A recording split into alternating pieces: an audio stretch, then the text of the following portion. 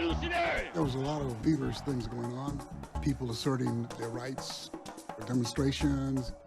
There was just a lot of ferment in the Bay Area. Something different was happening with Afro-American culture. It had come into its own. And Richard showed up and gave it new life. There used to be some beautiful black men would come through the neighborhood dressed in African shit, you know, really nice shit, you know, and they'd be, peace, love, black is beautiful. Remember the essence of life. We are people of the universe, and life is beautiful. My parents go, that nigga crazy. No one had heard him using the N-word the way he does, and he's just starting to do that. He was tiptoeing into it.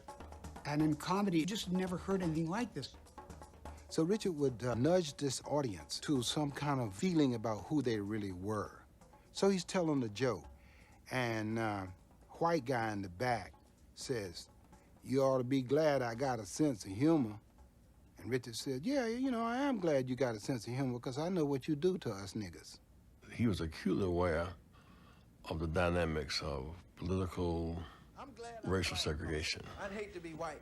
This audience that he was playing to was as hip an audience as you could get, and they weren't sure that they were going to go along. That's how radical Richie was. The cops always pull up. Don't kick your hands up, black boy. I think he was very conscious of what he was doing. Richard knew how to drop atomic bomb words. He knew that words were powerful. I mean, they accidentally shoot more niggas out here than any place in the world. Every time you pick up paper, nigga accidentally shot in the ass.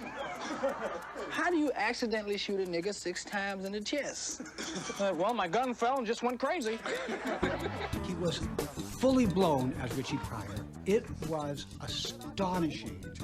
His point of view, his attack on the culture from every version, no holds barred, not thinking about a career, not thinking about what you have to do to be right and wrong.